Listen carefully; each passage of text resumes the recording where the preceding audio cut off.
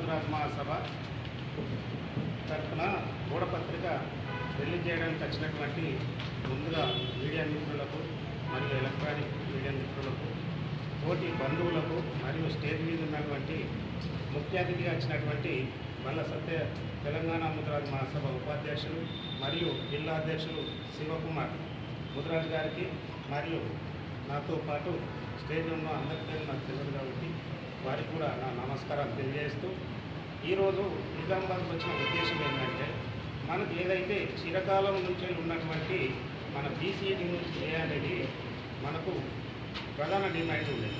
దాంతోపాటు ముద్రాజుల కార్పొరేషన్, దాంతోపాటు మన ముద్రాజులకు రాజకీయంగా ఎదగాలని తపనతో మనకు రాజకీయంగా ఎదగాలని మనం ఆశిస్తూ మన డిమాండ్స్ ఉండేవి. అందులో భాగంగా ఒకటి, ముద్రాజ్ కార్పొరేషన్ 100 రోజులలో ఏదైతే అభయస్థం కాంగ్రెస్ పార్టీ అభయస్థంలో ఇచ్చినటువంటి మాట ప్రకారం 100 రోజులలోనే ముద్రాజ్ డెవలప్మెంట్ కార్పొరేషన్ ఏర్పాటు చేసి దానికి చైర్మన్ కూడా ఏర్పాటు చేయడం జరిగింది. ఆ చైర్మన్ జ్ఞానేశ్వర్ ముద్రాజ్కు ఇవ్వడం జరిగింది. దానికి కూడా ఒక 1000 కోట్లు నిధులు కేటాయించాలని, దాంతోపాటు మన ముద్రాజ్ బీసీడీ నుంచి ఏదైతే ఉందో 9 to 2009 రోజు మనకు రాజశేఖర రెడ్డి కాంగ్రెస్ ప్రభుత్వంలో మనకు బీసీఏలో చేర్చడం జరిగింది. బీసీడీ నుంచి బీసీఏలో చేర్చడం జరిగింది. అదానికి మన కింద ఉన్నటువంటి కులాలు అందరూ వివిధ పార్టీలు, వివిధ కుల సంఘాలు, మనకంటే కింద ఉన్నటువంటి కులాలంతా బీసీడీకు డీ నుంచి ఏకొస్తే నాకు ఇబ్బంది అవుతుందండి. కోర్టులో పోవడం, వివిధ కోర్టులో కేసులు వేసి అది తుది దశలో సుప్రీంకోర్టు వరకు చేరింది. ఆ సుప్రీంకోర్టులో కూడా వాదనలు విని డాక్టర్ బండ ప్రకాష్ అన్న ఆదేశానుసారం కోర్టులో వేసినటువంటి పిటిషన్లో సుప్రీంకోర్టు ధర్మాసనం 11/10/2022 రోజు తీర్పిచ్చి ఇది ఏదైతే సమస్య ఉందో ఇది రాష్ట్ర ప్రభుత్వం ద్వారానే బీసీ కమిషన్ ద్వారా చేర్చుకోవాలని రాష్ట్ర ప్రభుత్వానికి తిరస్కరించి పంపించింది. ఇప్పుడు బీసీడీ డీ నుంచి ఏది రావాలంటే కార్పొరేషన్ బీసీ కమిషన్ ద్వారానే మనకు ఏర్పాటు చేసుకోవాలి. ఈ రాష్ట్ర ప్రభుత్వం మీద తీర్చాలి కాబట్టి, రాష్ట్ర ప్రభుత్వం చేతుల్లో ఉంది కాబట్టి, గౌరవనీయులు రేవంత్ రెడ్డి గారు, మన రాష్ట్ర ముఖ్యమంత్రి గారు తన చేతుల్లో ఉంది కాబట్టి బీసీ కమిషన్ ఆదేశించి త్వరలోనే మనకు బీసీఏ ఇస్తే తన చేతిలోనే ఉంది కాబట్టి మనకి ఇచ్చినట్టయితే మన పిల్లలకు ఏదైతే సబ్జెక్ట్ ఏదైతే ఎగ్జామ్స్ నడుస్తున్నాయో వాటిలో మనకు కూడా రిజర్వేషన్స్ వస్తాయి. మనం దాదాపుగా 15 ఏళ్ళ నుంచి బోధపడుతూ ఇది నేను తీర్చుతాని ప్రతి ఆయనకి ఏదైతే కొడంగల్ జనతాపర సభలో ముద్రాజులను బీసీ నుంచి వేస్తాను, ఇది సుప్రీంకోర్టులో పెద్ద లాయర్లు పెట్టి నేనే కొట్లాడతా ముద్రాజులకు న్యాయం చేస్తాను. అది అక్కడ సుప్రీంకోర్టు లేదు. ఆ సుప్రీంకోర్టులో లేదు కాబట్టి ఖచ్చితంగా తన చేతుల్లో ఉంది కాబట్టి తను చేస్తాడని ఆశిస్తూ నేను ఈ నిజామాబాద్కి వచ్చినందుకు మీ అందరికీ నమస్కారం తెలియజేస్తాను.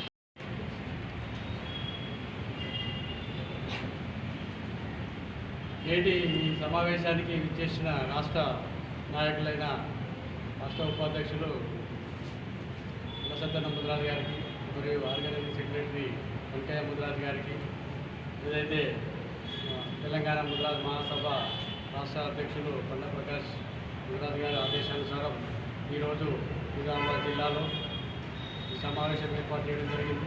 ఈ సమావేశానికి విచ్చేసి తమ యొక్క అమూల్యమైన సందేశం ఇచ్చినందుకు ధన్యవాదాలు. అదేవిధంగా ముద్రాజులకు ఎన్నో ఏళ్ల నుంచి అంటివేస్తున్న గత ప్రభుత్వాలు కానీ గత నాయకులు కానీ పట్టించుకోకపోవడం చాలా బాధాకరం. ఈ విషయాలన్నీ కూడా మన రాష్ట్ర నాయకులు తెలియజేయడం జరిగింది. దాని ప్రకారంగా ఏదైతే మేము వాల్ పోస్టర్లు ఆవిష్కరిస్తున్నామో దాని ప్రకారంగా మాకు ముఖ్యమైన 3 డిమాండ్లు, ఏదైతే ముద్రాజులను బీసీడీ నుంచి బీసీఏకు మార్చాల్సిన అవసరం ఎంతైనా ఉన్నది. కాబట్టి ఏదైతే గత ఎలక్షన్లో రేవంత్ రెడ్డి గారు ముఖ్యమంత్రి అయిన గౌరవ ముఖ్యమంత్రి గారు రేవంత్ రెడ్డి గారు హామీ ఇవ్వడం జరిగింది. దాంతోపాటు ముద్రాజులకు ప్రత్యేక కార్పొరేషన్ ఏర్పాటు చేసి 1000 కోట్లతో ప్రత్యేక కార్పొరేషన్ ఏర్పాటు చేసి ముద్రాజులకు తగు న్యాయం చేయాలని మేము సభాముఖంగా తెలియజేస్తున్నాము. అదేవిధంగా ముద్రాజులకు మత్స్యకారులకు ఏదైతే 18 సంవత్సరాల నిండిన యువకులకు సభ్యత్వాలు ఇవ్వాల్సిన ఎంతైనా అవసరం ఉన్నది. మాకున్న జీవో ప్రకారము 98 జీవో కానీ 6 జీవో కానీ 4 జీవో కానీ దీని ప్రకారము ముద్రాలకు సభ్యత్వాలు ఇవ్వాల్సిన అవసరం ఎంతైనా ఉన్నది. అన్ని జిల్లాలలో సభ్యత్వాలు ఇవ్వడం జరుగుతుంది. మత్స్యకారులు వారి యొక్క ఉపాధిని కలుపుకొని ముద్రాజులు ముందుకు పోతున్నారు. కాకపోతే నిజామాబాద్ జిల్లాలో మటుకు ఇంతవరకు సభ్యత్వాలు అనేది లేదు. పలుసార్లు మేము డిఎఫ్ఓ గారు కానీ కలెక్టర్ గారికి కానీ చైర్మన్ గారికి కానీ కమిషనర్ గారికి కానీ వినతి పత్రాలు ఎన్నో సందర్భాల్లో ఇవ్వడం జరిగింది. కాబట్టి ఇక్కడైనా ఆలోచించి మా నిజామాబాద్ జిల్లాకు మత్స్యకారులకు సభ్యత్వాలు ఇవ్వాలని ఈ సభాముఖంగా తెలియజేస్తూ ఈ సమావేశానికి విచ్చేసిన రాష్ట్ర నాయకులకు మరియు నా తోటి ముద్రాజ్ బంధువులకు అందరికీ కూడా పేరున ధన్యవాదాలు. జై తెలంగాణ ముద్రాజ్ మహాసభకు ఇచ్చేసినటువంటి మన నిజామాబాద్ జిల్లా ముద్రాజ్ సోదరి మరియు బంధుమిత్రులందరికీ నా యొక్క పాదాభివందనం. ముఖ్యంగా ఈరోజు ఇక్కడ ఎందుకు సమావేశమైన విషయం సబ్జెక్ట్ ఏంటంటే, రాష్ట్రం నుంచి మనకు ఒక ఏదైతే మన హక్కుల మీద పోరాడుతున్నామో దాని విభాగంలోనే దాని యొక్క అనుసారంగానే మనకు బీసీడీ నుంచి ఏ వరకు రావాలని ఏదైతే మేనిఫెస్టో గత ప్రభుత్వము చెప్పి అధికారంలోకి వచ్చింది. కాబట్టి ఇప్పుడు అధికారంలోకి వచ్చి సుమారుగా 6 నెలలు అవుతుంది. ఈ 6 నెలలకు ఇంతవరకు ఎలాంటి చర్యలు తీసుకోలేదు ప్రభుత్వం. ఇక స్టేట్ లెవెల్ మన అధ్యక్షులు కొండ ప్రకాశన గారి ఆదేశానుసారం మరియు ఉపాధ్యక్షులు మరియు సెక్రటరీ గారు జిల్లా తిరుగుతూ ఆ విభాగంలో మన యొక్క జిల్లాకి రోజు రావడానికి ఈ వేదికపై ఉన్న మన కార్యవర్గ మన యొక్క తెలంగాణ ముద్రాజ్ మహాసభ ఈ యొక్క తెలంగాణ ముద్రాజ్ మహాసభ కార్యవర్గం అందరికీ నా యొక్క పాదాభివందనలు. మన జిల్లా అధ్యక్షులు శివకుమార్ గారికి మరియు మీడియా అధ్యక్షులు సతీష్ అన్న గారికి మరియు నాతో ఉన్నటువంటి బంధుమిత్రులందరికీ మన నిజామాబాద్ జిల్లా కమిటీ అందరికీ నా యొక్క పాదాభివందనలు. ముఖ్యంగా మనము పోరాడుతూనే ఉంటున్నాం. కానీ లాస్ట్ ఏ ప్రభుత్వం చెప్పినా చేయలేదు. ఈ ప్రభుత్వం అయితే మెయిన్ పోస్ట్లో డైరెక్ట్ పెట్టింది కాబట్టి తప్పకుండా చేస్తుందనే ఉద్దేశంతోనే మన స్టేట్ లెవెల్లో మన ప్రతి ఒక్క ఊరు నుంచి మనం కొట్లాడి మండల స్థాయిగా కొట్లాడి జిల్లా స్థాయి కొట్లాడితేనే అది కదిలే ప్రసక్తి ఉంది. కాబట్టి మన ఇంట్లో మనం కూర్చుంటే మనం అమ్మ అంటే మనకు అన్నం పెట్టి అమ్మ కూడా అమ్మ పెట్టదు. అమ్మ ఆకలైనప్పుడు చిన్న పిల్లడు ఎడితేనే పోయి పాలిస్తుంది. కాబట్టి మనమే మనకెందుకు అది చూసుకుంటుండే అంటే వీళ్ళు ఇదనుకుంటూ ఆలేదనుకుంటే ఎవరి మూమెంట్ కాదు. అది మళ్ళీ 5 సంవత్సరాలు గడిచిపోతూ ఉంటుంది. మన వంతు కృషి మనం ఎప్పుడైతే పిలిపిస్తామో మండల వైజ్గా ఇప్పుడు అన్నగారు చెప్తారు సత్యన్న గారు మండల వైజ్గా కూడా మనం ఎంఆర్ఓ గారికి మన యొక్క వినతి పత్రం అందజేస్తూ ప్రతి మండలంలో నిర్బంధం లెక్క అంటే ఈ మూమెంట్ మనం స్వతంత్రంగా మనం ఒక ఏదైతే స్వతంత్రంగా చేసుకున్న కార్యక్రమాలు ఉన్నాయో ఉద్రికం లేకుండా ప్రేమపూర్వకంగా లా ప్రకారంగా పోతున్నాం. అన్నగారు చెప్తారు డేట్తో సహా 15 నుంచి 20 వరకు మనం మండల లెవెల్లో ప్రతి వినతి పత్రం ఇస్తూ మన యొక్క మెయిన్ పోస్ట్ ఏదైతే పెట్టున్నాం మన హక్కులు ఏవైతే బేసిక్లీ 2009లో తన యొక్క రిపోర్ట్ని సబ్మిట్ చేయడం జరిగింది. దానికి అనుగుణంగానే అప్పుడు ప్రభుత్వం ఉన్నటువంటి డాక్టర్ వైఎస్ రాజశేఖర రెడ్డి గారు కీర్తిశేషులు వాళ్ళు నిజంగానే మన యొక్క స్థితిగతులపైన గుర్తించి బీసీడీ నుంచి ఏకు జీఓఎంఎస్ నెంబర్ 15 ద్వారా 19/2/2009 నాడు వాళ్ళు మార్పిడి చేయడం జరిగినది. తదనంతరం కొద్ది రోజుల్లో పట్టినే మనకు వ్యతిరేకమైనటువంటి కొన్ని కులాలు దాన్ని కోర్టులో వేయడం జరిగినది. కోర్టులో వేసి దాన్ని కూడా కోర్టులో ఉన్నటువంటి దాన్ని మార్చి మంత్ లోపల దాన్ని కొట్టివేయడం జరిగినది. దానికి తెలంగాణ ముద్రాజ్ మహాసభ అప్పుడున్నటువంటి ఆంధ్రప్రదేశ్ ముద్రాజ్ మహాసభ స్పెషల్ లీవ్ పిటిషన్లో అప్పుడున్నటువంటి గౌరవ ముఖ్యమంత్రి గారి ద్వారా సుప్రీంకోర్టులో అప్పీల్ చేయడం జరిగింది. అప్పటి నుండి అది సుప్రీంకోర్టులోనే ఉంది. తదనంతరము తెలంగాణ ముద్రాజ్ మహాసభ రాష్ట్ర అధ్యక్షుడు డాక్టర్ బండా ప్రకాష్ గారు కూడా దాన్ని అదే విషయంలో కూడా సుప్రీంకోర్టులో ఇంప్లీడ్ అయి ఆ కేసును యథావిధిగా రన్ చేయడం జరిగినది. అదేవిధంగా రన్ అవుతున్న సందర్భాన్ని పురస్కరించుకుంటే 2022లో అప్పుడున్నటువంటి సుప్రీంకోర్టు ధర్మాసనము 90 రోజుల గడువు ఇచ్చి ఈ గత ప్రభుత్వానికి ఒక సూచన చేయడం జరిగినది. 90 రోజుల్లో కూడా విచారణ చేసి నోటిఫికేషన్ జారీ చేసి రిపోర్ట్ సబ్మిట్ చేయడం అని చెప్పడం జరిగినది. కానీ దురదృష్టం వలన ఆ ప్రభుత్వం కూడా బీసీ కమిషన్ యొక్క కాలపరిమితి పోవడం, తర్వాత బీసీ కమిషన్ నియమించడం, దాని తర్వాత కూడా ఎలాంటి రిపోర్ట్ కూడా 90 రోజుల్లో సబ్మిట్ చేయడం జరగలేదు. తర్వాత తిరిగి ప్రభుత్వం వచ్చిన తర్వాత అదే ప్రభుత్వం మళ్ళీ మన యొక్క తెలంగాణ ముద్రాజ్ మహాసభ రిప్రజెంటేషన్ చేసిన తర్వాత దాన్ని దృష్టిలో పెట్టుకొని వాళ్ళు ఒకటే గౌరవ ముఖ్యమంత్రి గారు చెప్పిండు, తప్పకుండా మీ సమస్యలు మేము తీస్తామని చెప్పినట్టు సందర్భాన్ని పురస్కరించుకొని గౌరవ అప్పుడున్నటువంటి బీసీ వెల్ఫేర్ మంత్రి గారు ఇప్పుడున్నటువంటి సేమ్ అదే ఏదైతే బీసీ కమిషన్ చైర్మన్ వారు వాళ్ళందరూ కూడా ఒక రిపోర్ట్ తయారు చేసి సుప్రీంకోర్టుకు అప్పీల్ చేసి అక్కడ ఉన్నటువంటి రిపోర్ట్ ఆధారంగా మీరు జడ్జిమెంట్ ఇవ్వాలని చెప్తే అప్పుడు ఎలక్షన్స్ రావడం జరిగినది.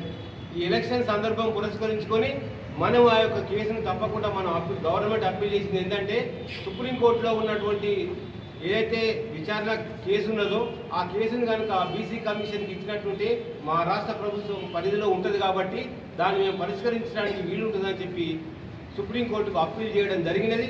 దానికి అనుగుణంగానే సుప్రీంకోర్టు కూడా 11/10/2022 రోజున తుది తీర్పు వెలువడిస్తూ కేసును డిస్మిస్ చేసి బీసీ కమిషన్కు పంపించడం జరిగినది. ఇది వాస్తవమైన బీసీ దీని నుంచి ఏకు జరిగినటువంటి చరిత్ర. ఒకటే మీకు బంధువులందరికీ విజ్ఞప్తి చేస్తూ ఉన్నాం, రాష్ట్ర ప్రభుత్వానికి విజ్ఞప్తి చేస్తూ ఉన్నాం.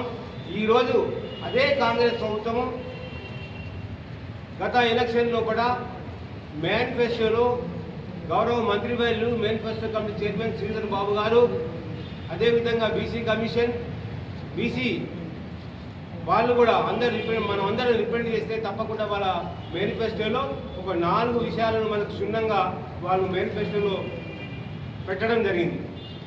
దానిలో ప్రధానమైన డిమాండ్ మనది బీసీడీ నుంచి వెళ్ళి ఏకి మార్చడం. మనం ఒకటే డిమాండ్ చేసినాం, వాళ్ళే చెప్పారు బీసీడీ నుంచి వెళ్ళి ముదిరాజులను ఏకి మార్చుతాము తప్పకుండా. సుప్రీంకోర్టులో ఉన్నటువంటి ఏదైనా కేసు కానీ దాన్ని తిరిగి మేము చేస్తాము అని చెప్పడం జరిగింది. నిజంగా వారికి ధన్యవాదాలు చెప్తున్నాం. అదేవిధంగా ఏదైతే జీఓఎంఎస్ నెంబర్ 17 ద్వారా ముదిరాజ్ కోఆపరేటివ్ కార్పొరేషన్ కూడా ఏర్పాటు చేయడం జరిగినది. దానికి నిజంగా ప్రత్యేకంగా గౌరవ ముఖ్యమంత్రి గారు రేవంత్ రెడ్డి గారికి మా ముదిరాజ్ సంఘాల పక్షాన ధన్యవాదాలు తెలుపుతున్నాం. దానిలో మేము ఒకటే డిమాండ్ చేస్తూ ఉన్నాం, దానికి కోఆపరేటివ్ ఏదైతే వ్యవస్థ ఏర్పాటు చేసిందో దానికి తప్పకుండా ఒక 1000 కోట్ల రూపాయలు చేయాలని చెప్పి మేము విజ్ఞప్తి చేస్తూ ఉన్నాం. అదేవిధంగా ఇకపోతే ఈరోజు ఏదైతే తెలంగాణ ఫిషరీస్ బోర్డు ఏర్పాటు చేసిందో ఆ ఫిషరీస్ బోర్డు యొక్క వ్యవస్థ 3 అంచెల వ్యవస్థ ఉన్నది.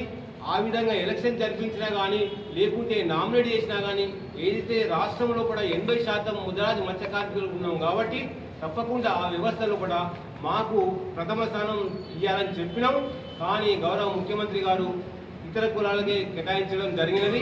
దానికి మేము గౌరవ ముఖ్యమంత్రులు ఇప్పటికైనా ఆలోచించి మాకు తగు న్యాయం చేయాలని చెప్పి మేము విజ్ఞప్తి చేస్తూ ఉన్నాం.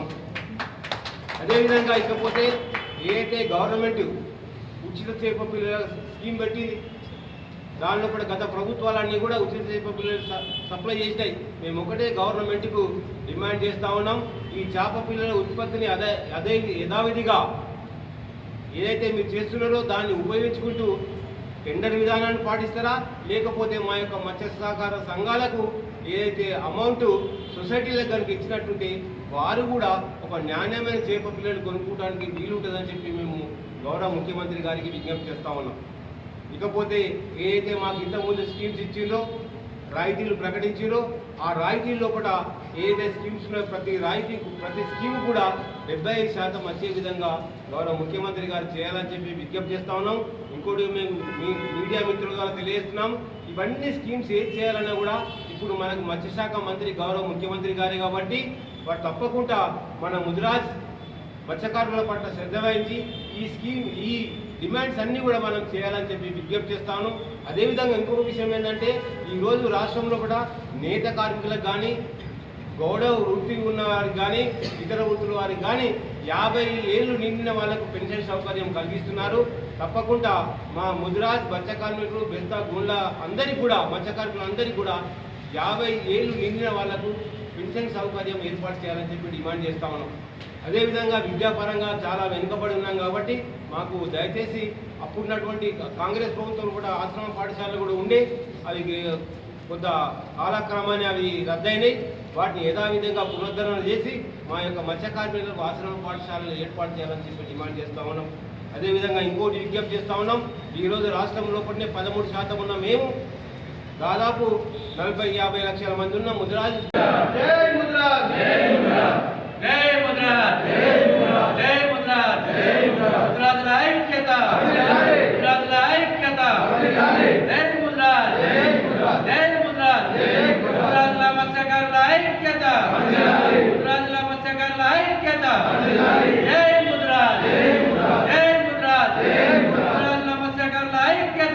వర్ధిల్లాలి